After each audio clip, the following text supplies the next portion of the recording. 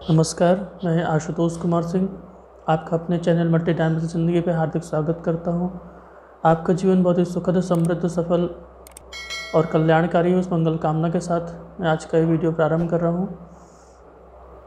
आज का हमारा विषय है, कुछ मित्रों का प्रश्न आया था कि सफलता प्राप्त करने के लिए कोई उपाय बताएं। तो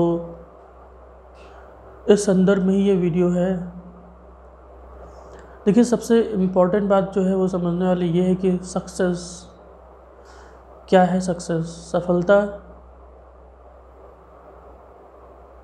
का अलग अलग मनुष्य के लिए अलग अलग मतलब हो सकता है। एक बच्चा जो स्कूल जा रहा है, हो सकता है वो अच्छे मार्क्स लाना चाहता हो। एक बिजनेसमैन अपने कैरियर में सफल होना चाहता है। इस तरह से अलग अलग चीज़ें हो सकती हैं। और यहाँ पर बहुत ही जो महत्वपूर्ण बात है कि सफलता के पीछे आपका प्रारब्ध, जिसमें कि संचित कर्म और क्रियमाण कर्म, ये तो बहुत ही महत्वपूर्ण घटक है जो आपकी सक्सेस को प्रभावित करते हैं। अब यहाँ पर मैं आपको एक छोटी सी स्टोरी सुनाना चाहता हूँ जो कि बहुत ही महत्वपूर्ण है। एक बार अमेरिका में एक बहुत ही प्रसिद्ध धनिक का एक पत्रकार इंटरव्यू ले रहा था। उसने उस अमीर व्यक्ति से पूछा कि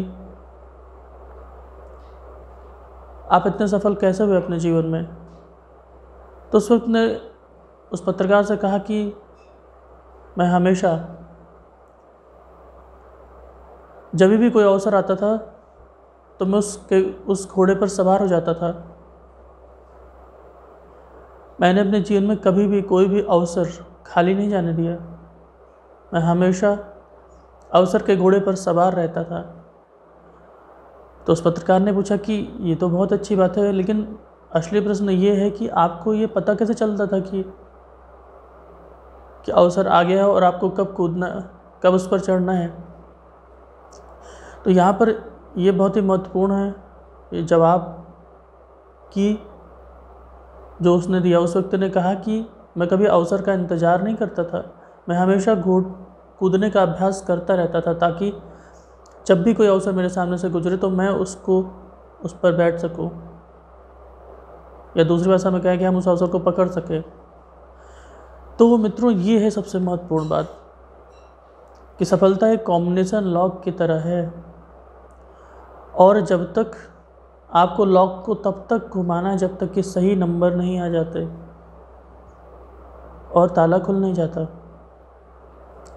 ये प्रत्येक व्यक्ति के लिए अलग अलग हो सकता है।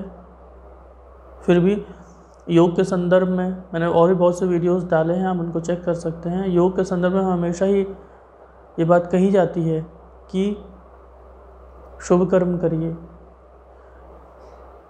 सकारात्मक विचार रखिए। इन सब के पीछे जो कारण है वो क्या है कि जो आप करते हैं, जो आप सोचते हैं, जिस तरह की आप भावनाएं रखते हैं, धीरे धीरे वो आपके व्यक्तित्व का हिस्सा हो जाते हैं, और वही घूम फिर कर आपके जीवन में लौट लौट कर वो घटनाएं घटती हैं, लौट लौट कर वो चीज़ें वापस आती हैं। इसीलिए बार बार कहा जाता है कि जो आप चाहते हैं कि आपको मिले वो आप दीजिए। अगर आप अमीर बनना चाहते हैं तो दान करिए।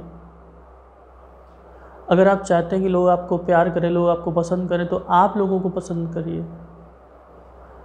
ये बहुत ही सिंपल और सरल है, लेकिन फिर भी चूँकि मुझसे प्रश्न पूछा गया तो निश्चित रूप से बहुत से उपाय हैं, बहुत सी साधना है, वो भी मैं बताऊंगा। निश्चित रूप से एक विशेष साधना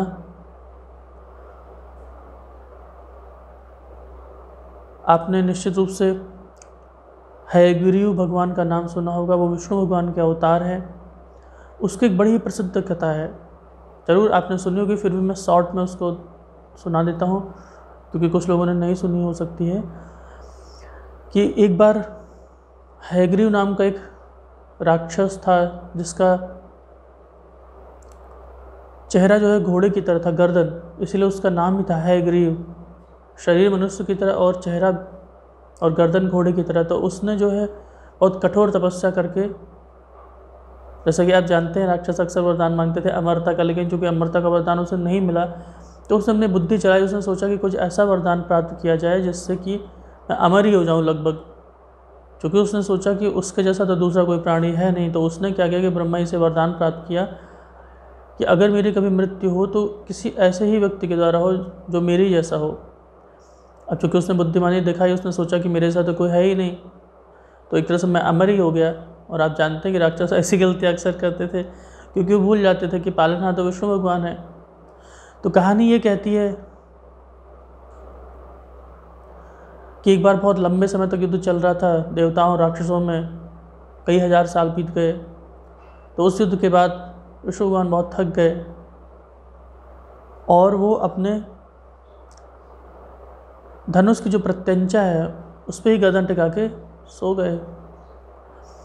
और चूँकि युद्ध खत्म हो गया था, तो उसके बाद इंद्र और बाकी देवताओं ने सोचा कि एक हवन करना चाहिए।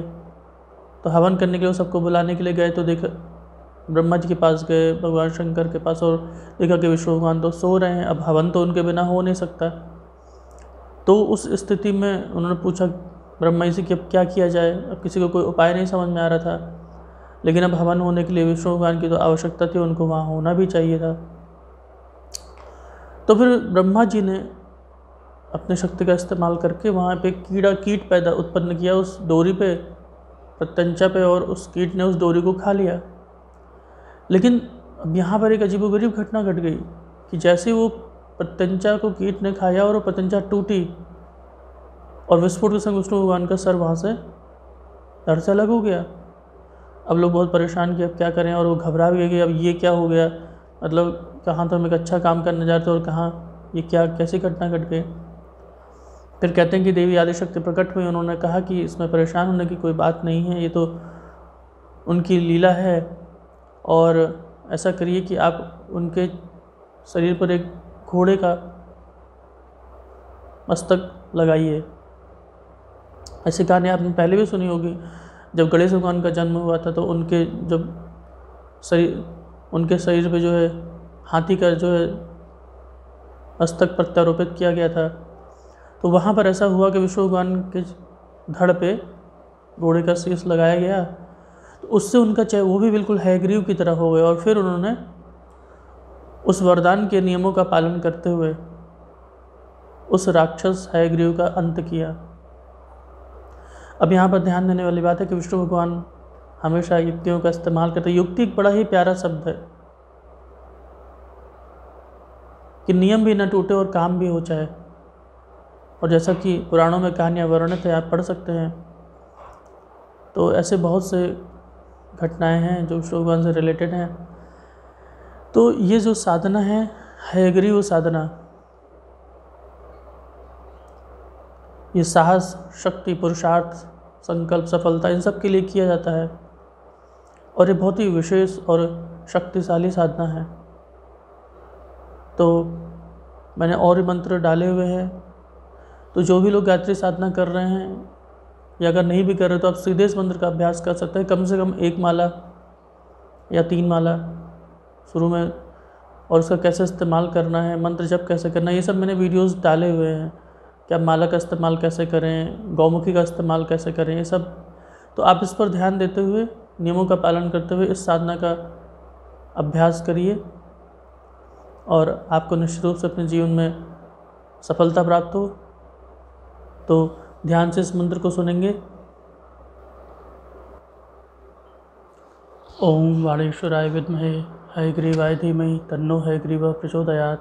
ओम बाणेश्वराय विद्महे हयग्रीवाय धीमहि तन्नो हयग्रीवः प्रचोदयात्। ओम बाणेश्वराय विद्महे हयग्रीवाय धीमहि तन्नो हयग्रीवः प्रचोदयात्। ओम बाणेश्वराय विद्महे हयग्रीवाय धीमहि तन्नो हयग्रीवः प्रचोदयात्। तो जैसा कि आपको पता है कि कम से कम 108 बार इसका जप करें। नियम वही सामान्य नियम लागू होंगे जो प्रातः सायं संध्या में लागू होते हैं। आप अपना समय निश्चित करके किसी भी एक फिक्स समय पर ही इसका अभ्यास करिए। समय को मत बदलिए, स्थान को मत बदलिए। बेहतर हो कि अपने रूटीन को बिल्कुल सेट रखिए, फिक्स। इसके बारे में मैंने बहुत सी चीज़ें पहले भी बताई हैं।